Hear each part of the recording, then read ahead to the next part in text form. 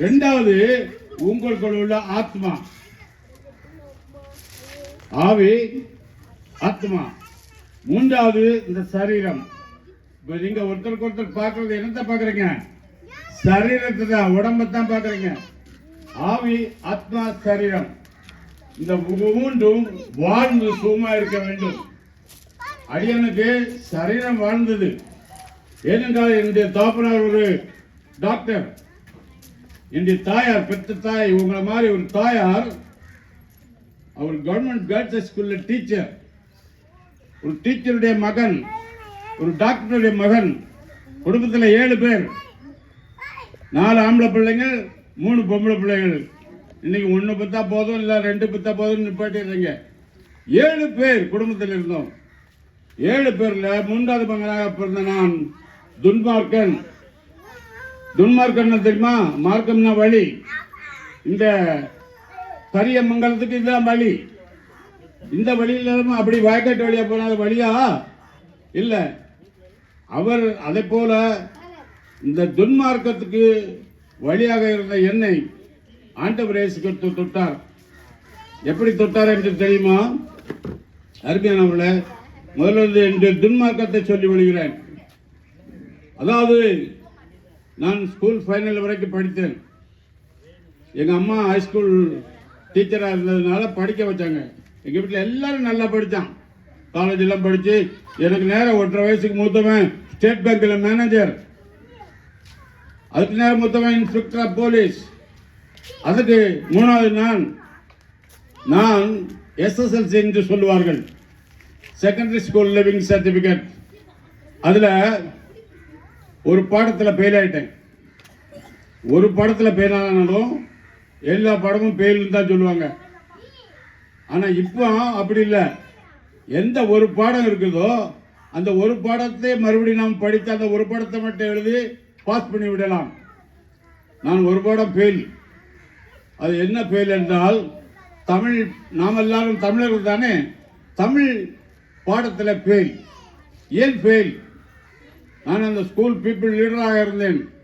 அந்த ஹைஸ்கூலுக்கு school people லீடராக இருந்தேன். ஆனால் எல்லாரும் சொன்னார்கள், இந்தி வருகிறது, இந்தி ஒழிக, தமிழ் வாழ்க. என்னது? இந்தி ஒழிக, தமிழ் வாழ்க என்று சொல்லிக்கொண்டு எதை ஒழிகன்னு சொல்லணும், அதில் நான் PhD பட்டம் வாங்கியிருக்கிறேன்.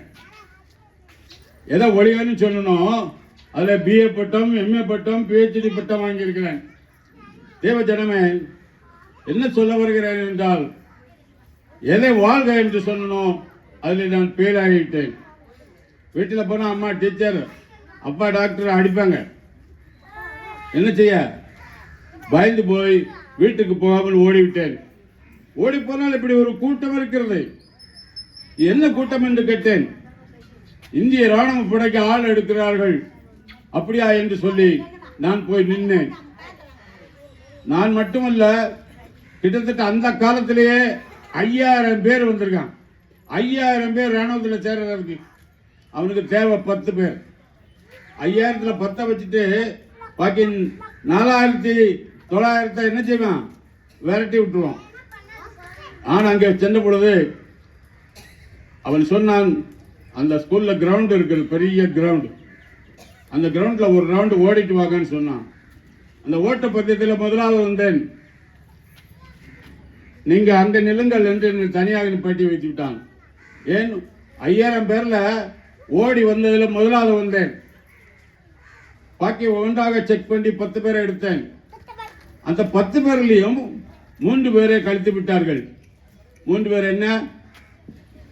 சரியா கண்ணு தெரியாது, சரியா காது கேட்காது, சரியா ஹார்ட் இல்ல, சரியா கிட்னி இல்ல, இப்படி காரியங்கள் இருந்தனால் மெடிக்கல் டெஸ்ட் என்று சொல்லுவார்கள். மெடிக்கல் டெஸ்ட்ல அந்த 3 பேரை கழித்து விட்டான். ஆனால் எல்லாம் ஃபிட்பார் ஆகி நான் ராணுவத்தில் செலக்ஷன் ஆகி ராணுவத்தில் அநேக வருஷங்கள், 1 2 அல்ல. அதுக்கு முன்பதாக ஒரு காரியம் நடந்தது. ராணுவத்தில் அநேக வருஷங்கள் இருந்ததுக்கு முதல் காரணம், இந்தி ஒழிக, தமிழ் வாழ்க என்று சொல்லும் பொழுது போலீஸ்காரர் வந்திருந்தார்கள். கிட்டத்தட்ட ஒரு 150 போலீஸ்காரர் வந்திருந்தார்கள். ஆனால் இந்த ஸ்கூல்ல 5000 மாணவர்கள் படிக்கிறார்கள். 5000 பெருசா 150 பெருசா? 5000 தானே பெருசு. 5000 பேர்ல எல்லாரும் சேர்ந்துட்டு போலீஸ் ஒழிக என்று சொல்லிக் கொண்டிருந்தார்கள்.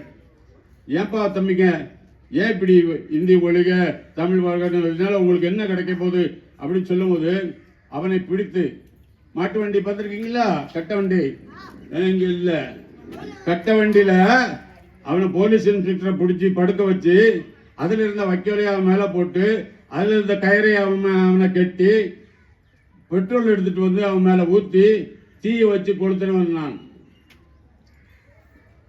என்ன சத்தமிடாம இருக்கீங்க? உயிரோட ஒரு சிறு பிள்ளைகள் எறும்பு ஈயை பிடித்து கையை காலை அந்த ரெக்கையை பிரிக்கிற மாதிரி அவனை உயிரோடு படுக்க வைத்து பெட்ரோல் ஊற்றி தீய வைத்து கொளுத்தியவன் நான். துடி துடித்து சாவறான். யோசித்து பாருங்க எப்படி இருக்கும். நீங்க இப்ப ஒவ்வொன்னு பாக்குறீங்க. அதனால நாங்கள் கைதட்டி சீரித்தோம். எல்லா மாணவர்களும் சீரித்தார்கள். அவன் ஜீவன் போகிறது. ஆனால் நாங்கள் சந்தோஷமா மகிழ்ந்து களி கூறினோம். அங்கிருந்து பெரிய அதிகாரிகள் இந்த சென்னையில இருந்து வந்துள்ளார்கள். இது நடந்த இடம் கோயில்பட்டி என்ற ஒரு ஊர் இருக்குது, தூத்துக்குடி பக்கத்துல. அங்கே நடந்தது. இங்கே நடந்தது என்ன, மேலும் யாரா போலீஸ் இன்ஸ்பெக்டர் மேல தீ வச்சு, இன்ஸ்பெக்டர்னா 3 ஸ்டார், அவர் மேல தீ வச்சது யாரு அப்படின்னு உங்களை பார்த்து கேட்டா யார சொல்லுவீங்க? 5000 பேர் சொன்னா நான் தான் தீ வைத்தேன். தீ வைத்தது நான் ஒருவன். ஆனால் அந்த 5000 பேர் சொன்னா நான் தான். என்னை அரெஸ்ட் பண்ணுங்கள், என்னை அரெஸ்ட் பண்ணுங்கள். பகரிடனவன் விடவில்லை. நாங்கள் இரக்கம் என்பது என்னதென்றே கிடையாது, தெரியாது. பேர் பார்த்தா டீச்சர் மகன். இரக்கம்னா என்னமா? இரக்கம்னா என்ன? ஒருத்தன் கீழே விழுந்துட்டான். அவன் தூக்கி தடவி, எங்கடா முட்டில் அடி பிடிச்சா, கையில் அடி பிடிச்சா எடுத்து தடவி விடுறதான். அது பேர்ல இறக்கம். இந்த இறக்கப்படுகிறவர்கள் ஒருவருக்கு ஒருவர் இறக்கப்பட வேண்டும். இறக்கமில்லாத இந்த இருதயத்தை கொண்டவன் உயிரோட ஒரு மனுஷனை தீ வைத்து கொளுத்தினேன். இந்த காலத்தில் இருந்தால் தப்பித்திருக்க முடியாது. அந்த காலத்திலே டிவி கிடையாது, இப்படி இந்த மாதிரி கேமரா கிடையாது, செல்போன் கிடையாது.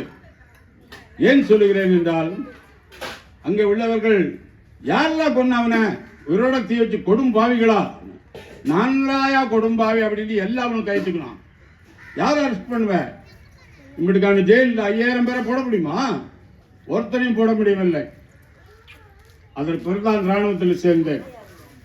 ராணுவத்தில் சேர்ந்தால் என்னுடைய சத்தமே இப்படித்தான் இருக்கும். நான் கிராம ஊழியக்காரன். இந்த மைக் பிடித்து பேச வேண்டிய அவசியம் இல்லை.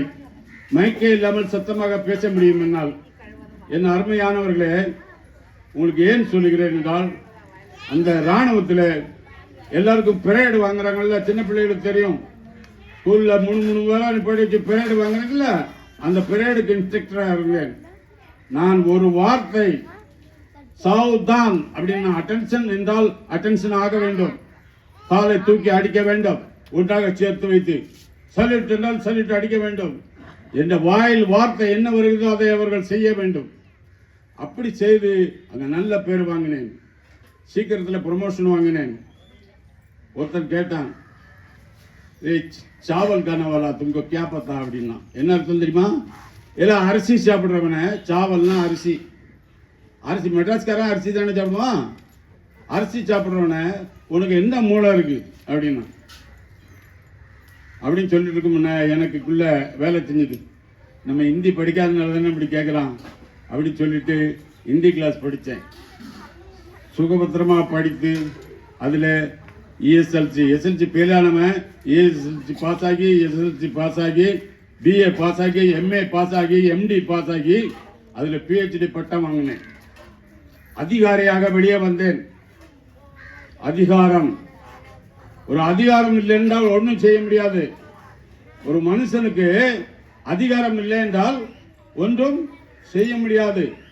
இந்த உலகத்தை ஆளுகிறவனுக்கு முதலமைச்சர் என்ற அதிகாரம் கொடுத்ததினால் நீங்கள் கொடுத்தீர்கள்.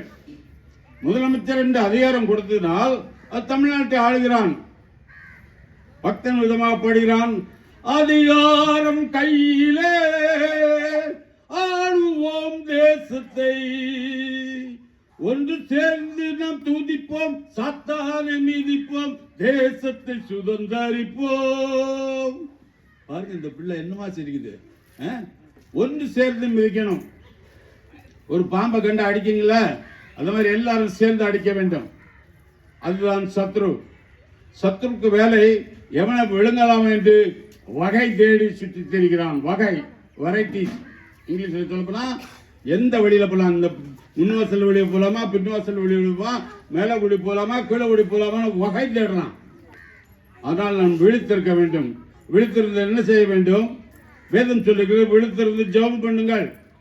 முழங்கால் படிட்டு, ஆண்டவரே நான் நல்லவன் அல்ல, நான் தீயவன், என் தீமைக்கு தக்கதாக தண்டியாமல் என் தீமைகளை உண்மையில் ஏற்றுக்கொண்டு எனக்காக நீ ஜீவன் தந்தீரே, அதன் பேர் தான் கிருபை. எந்த கடவுளும் மற்ற மனுக்குலத்துக்காக ஜீவனை கொடுக்கவில்லை. அப்படி யாராவது கொடுத்த கடவுள் இருக்கா? எனக்காக என் கடவுள் ஜீவனை கொடுத்தாருன்னு இந்த உலகத்தில் ஒருத்தனுக்கு ஒருத்தன் என் நண்பர்கள் தான். இவருக்காக நான் ஜீவனை கொடுக்க முடியுமா? என் உயிரை கொடுக்க முடியுமா? இவருக்கு முடியாது. என்ன ஒரு 1000, 2000, 5000, 10,000 இவ்வளவுதான் கொடுக்க முடியும். மிஞ்சி போனா இந்த வீடு கட்டுறதுக்கு 1 லட்சம் ரூபாய் கொடுக்க முடியும். வேற என்ன செய்ய முடியும்? உயிரை கொடுக்க முடியாது. உயிரை கொடுத்த ஒரே தேவம் நம்முடைய கர்த்தராகிய இயேசு கிறிஸ்து. ஒரு சாதாரண மனுஷன் இல்ல, ஆனால் மனுஷன் ரூபம் எடுத்தார். எப்படி? அவர் தேவனுடைய குமாரன் என்றும் பாராமல். இன்னைக்கு இவருக்கு ஸ்டாலினுக்கு சொந்தக்காரங்க, முதலமைச்சருக்கு சொந்தக்காரங்க யாராவது இருந்தா நீங்க எப்படி இருப்பீங்க? நான் முதலமைச்சருக்கு சொந்தக்காரன் என்று பெரியதா பேசுவீர்கள். அவர் தேவனுடைய குமாரன் என்று பாராமல் தன்னை தாழ்த்தி பூலோகத்துக்கு வந்து அவர் செய்யாத பாவங்களுக்காக, நாம் செய்த பாவங்களுக்காக ஜீவனை கொடுத்தார். அதான் சொல்றோம், ஜீவனை கொடுத்தவரை துதி துதி என்றும் ஜீவனோடு இருக்கிற. ஜீவனை கொடுத்தது மட்டுமல்ல, அவர் எப்பொழுதும் ஜீவனோடு இருக்கிறார். ஏன் என்னை இப்படி பார்க்கிறீர்கள்? நான் 3ஆம் நாள் சொன்னபடி உயிர்த்தெழுந்து வந்தேன், உங்களுக்காக மரித்தேன், இதோ சதா காலமும் ஜீவனோடு இருக்கிறேன் என்றார். எதற்காக நமக்காக மறிக்க வேண்டும்? ஹலோ, இது சொல்லுங்க. எதுக்காக கர்த்தர் நமக்காக மறிக்க வேண்டும் சொல்லுங்க. நீங்க செய்ய நினைத்தது உங்களால செய்ய முடியாது. நீங்க எல்லாரும் சொல்லுங்க, நான் செய்ய நினைத்தது என்னால் செய்ய முடியவில்லை. ஏன்? நமக்குள் வாசமா இருக்கிற பாவமே அப்படி செய்கிறது. ரோமர் 7ஆம் அதிகாரம் எடுங்க.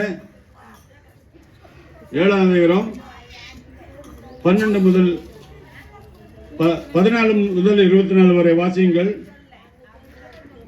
வேதத்தில் எப்படி எழுதியிருக்கிறது? ரோமர் 7:14 to 24. மேலும் நமக்கு தெரிந்திருக்கிறபடி, உங்களுக்கு எல்லாம் தெரிந்திருக்கிறபடி, நியாய பிரமாணம் ஆவிக்குரியதா இருக்கிறது. கடவுளுக்கு போய் சொல்லாத, கடவுள் செய்யாதான்னு சொல்லுது, ஆவிக்குரியதா இருக்கு. நானோ பாவத்துக்கு கீழாக விற்கப்பட்டு சேல்ஸ் ஆயிட்டேன். மாம்சத்துக்குரியவனா இருக்கிறேன். மாம்சத்துக்குரியவனானேன். எப்படி எனில் நான் செய்கிறது எனக்கே சம்மதி இல்லை. நீ செய்யறது உனக்கே சம்மதி இல்லையா? என்ன அர்த்தம்? நாம் பைத்தியக்காரர்களாக இருக்கிறோம். நான் என்ன செய்கிறேன் என்று எனக்கு தெரியவில்லை. நான் செய்கிறது எனக்கே சம்மதி இல்லை. நான் விரும்புகிறதை செய்யாமல் நான் வெறுக்கிறதையே செய்கிறேன். நீங்க விரும்புறதை செய்வீங்களா, வெறுக்கிறத செய்வீங்களா? ஏமா, நீங்க விரும்புறதை செய்வீங்களா, வெறுக்கிறத செய்வீங்களா? விரும்புறதான் செய்வீங்க. நீங்க விரும்புவதை செய்யாமல் நீங்கள் வெறுக்கிறதை செய்கிறேன். வாசிங்க.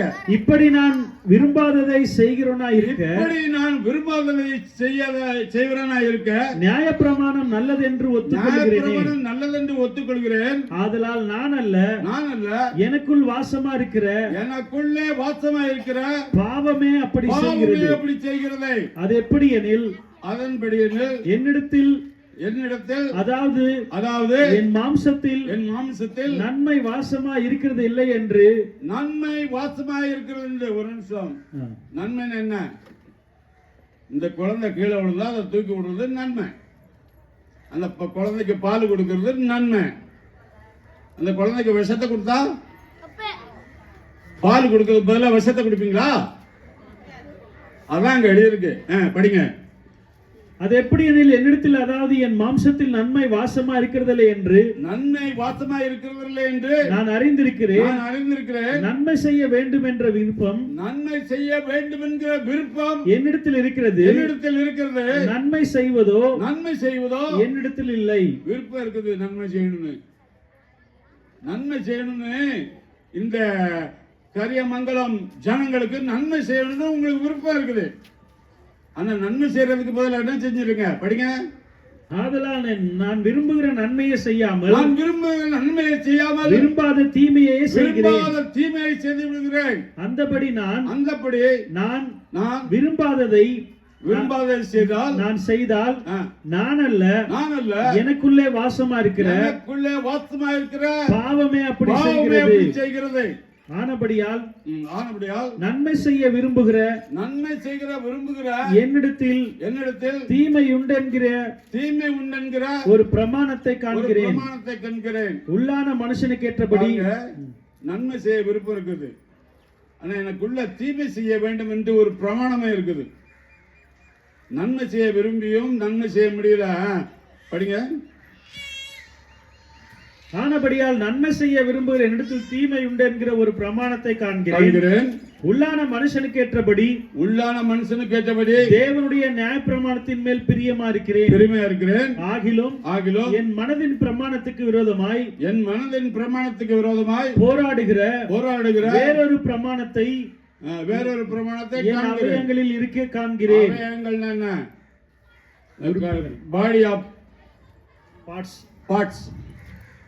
இந்த பாடி இருக்குல்ல, இந்த சரீரம், கை ஒரு அவயம், காலு ஒரு அவயம், கண்ணு ஒரு அவயம், வாய் ஒரு அவயம். இந்த அவயங்கள்ல தீமை உண்டென்கிற பிரமாணத்தை காண்கிறேன். ஆகிலும் என் மனதின் பிரமாணத்துக்கு விரோதமாய் போராடுகிற வேறொரு பிரமாணத்தை என் அவயங்களில் இருக்க காண்கிறேன். அது என் அவயங்களில் உண்டாயிருக்கிற பாவ பிரமாணத்துக்கு என்னை சிறையாக்கி கொள்ளுகிறது. நிர்பந்தமான மனுஷன் நான். நம்ம யாரா? நிர்பந்தமான மனுஷன். இந்த மரண சரீரத்திலிருந்து யார் என்னை விடுதலையாக்குவார்? நம்முடைய கர்த்தராகிய இயேசு கிறிஸ்து மூலமாய் தேவனை ஸ்தோத்தரிக்கிறேன். ஆதலால் நானே என் மனதினாலே தேவனுடைய நியாயப்பிரமாணத்துக்கும் மாம்சத்தினாலேயும் பாவ பிரமாணத்துக்கும் ஊழியம் செய்கிறேன். பாவ பிரமாணத்துக்கு ஊழியம் செய்யறீங்களா? களவு செய்யறது பாவமா இல்லையா? பைபிள்ல சொல்லுது களவு செய்யாதிருப்பாக. ஹலோ, உங்களை தான் பார்த்து கேட்கிறேன். களவு செய்யாதவங்க கை தூக்குங்க. நான் இந்நாள் வரைக்கும் களவே செய்யல. சின்ன பிள்ளைகள் சொல்லுங்க, நான் இந்நாள் வரைக்கும் களவே செய்யல. களவு திருடு நான் செய்யவே இல்லைன்னு சொல்றவங்க கை தூக்குங்க. எல்லாரும் களவாணிகளா? இந்த கரியமங்கலம் ஜனங்கள் களவாணிகளா? களவு செய்கிறீர்கள். ஆனால் களவு செய்யக்கூடாது என்று வேதம் சொல்லுகிறது. வேத பிரமாணத்துக்கு ஏற்றபடி நீங்கள் நடக்க வேண்டும். அதான் முதலில் சொன்னேன். நமக்கு சரீரம், ஆவி, ஆத்மா தான் கடைசியத்துல மோட்சத்துக்கு போதா நரகத்துக்கு போதான்னு தெரியும். ஆவி தன்னை தெரிந்த தேவந்தத்துக்கு போயிருது. மூச்சு அடங்கிருக்குல்ல, மூச்சு கப்பு நடங்க. போயிட்டாருப்பா. எங்க போயிட்டாரு? கர்த்தர் எடுத்துக்கிட்டாரு. ஆனா அவன் ஆத்மா எங்க போயிருது? மதிக்கடே இன்று உன் ஆவி உன் சரீரத்திலிருந்து எடுக்கப்படுமானால் உன் ஆத்மா எங்கே போகும்? பாதாளத்துக்கா பரலோகத்துக்கா? நீங்களே முடிவு பண்ணிக்கொள்ளுங்கள். பாதாளத்துக்கு போக இருந்த என்னை இத மாதிரி ஊழியக்காரர்கள் தான் வந்து இல்லை இப்படி செய்யக்கூடாது, கொலை பண்ணக்கூடாது, கொள்ளடிக்க கூடாது, கொலை பண்ணித்தான் ஆகணும், வேற வழி இல்லை. இந்தி ஒழிக. எப்படி இன்னைக்கு இந்தியில பெரிய பண்டிட் நான். இந்தியில என்னது பெரிய பண்டிட்? கிராமம் தோறும் போய் இந்தியில பேச முடியும். இங்க இல்ல, வடநாட்டு கிராமங்கள்ல.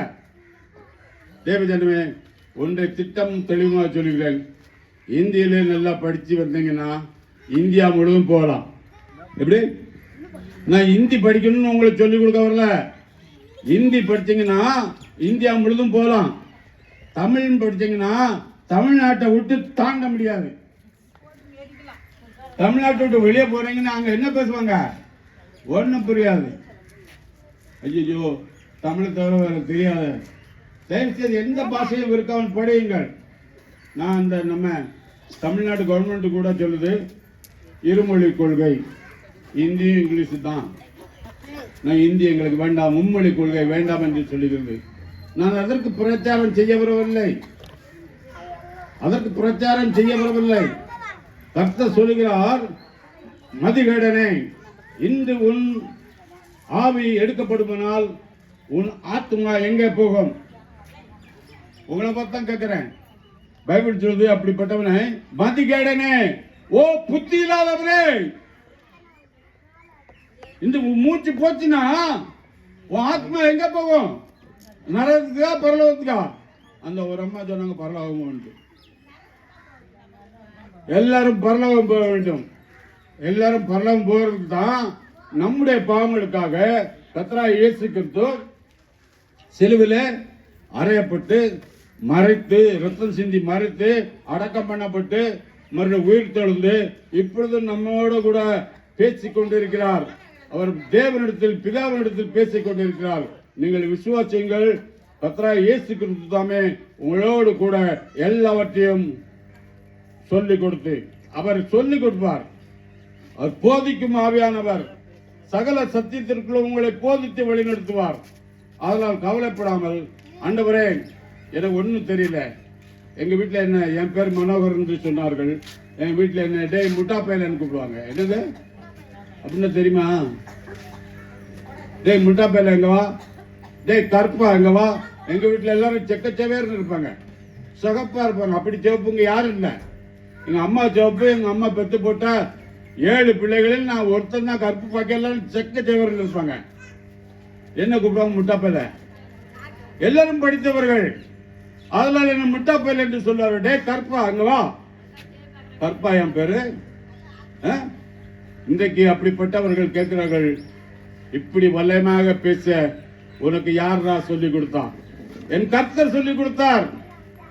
கர்த்தர் எனக்கு சொல்லிக் கொடுத்தார். நீ என்ன பேச வேண்டும், என்ன சொல்ல வேண்டும், தினமும் ஜெபம் பண்ணுங்கள். என்ன சொல்ல வேண்டும், நான் என்ன செய்ய வேண்டும், எப்படி நடக்க வேண்டும் என்று கேளுங்கள், இதன்படி நடவுங்கள் என்று கர்த்தர் உங்களுக்கு சொல்லியிருப்பார். தினமும் ஜெபித்து வேதத்தை வாசித்து நீங்கள் பயனடையும்படி கேட்டுக்கொள்கிறேன். நன்றி, வணக்கம்.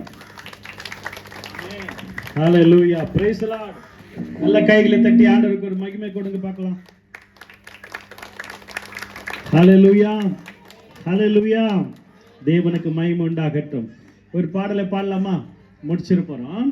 கூப்பிடு நீ பதில் கொடுப்பார், குறைகள் எல்லாம் நிறைவாக்குவான். கூப்பிடு நீ பதில் கொடுப்பார், குறைகள் எல்லாம் நிறைவாக்குவார். உண்மையாக தேடுவோரின் உள்ளத்தில் வந்திடுவார். நல்ல கைதட்டி. உண்மையாக தேடுவோரின் உள்ளத்தில் வந்திடுவான்.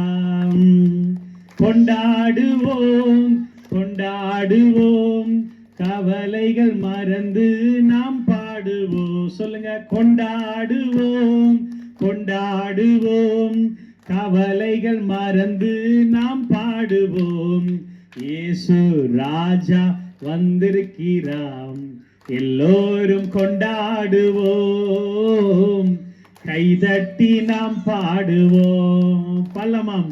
இயேசு ராஜா வந்திருக்கிறாம், எல்லோரும் கொண்டாடுவோம், கைதட்டி நாம் பாடுவோம். கொண்டாடுவோம், கொண்டாடுவோம், கவலைகள் மறந்து நாம் பாடுவோம். சொல்லுங்க, கொண்டாடுவோம், கவலைகள் மறந்து நாம் பாடுவோம். ஹல்லேலூயா. ஆண்டவர் சொல்றாரு, வருத்தப்பட்டு பாரம் சுமக்கிறவர்களே நீங்க எல்லாரும் என்னிடத்திற்கு வாருங்கள், நான் உங்களுக்கு இளைப்பாறுதலை தருவேன். ஹல்லேலூயா. அவரிடத்தில் வருகிற ஒருவனையும் இயேசு புறம்பே தள்ளுவதே இல்லை. ஹல்லேலூயா.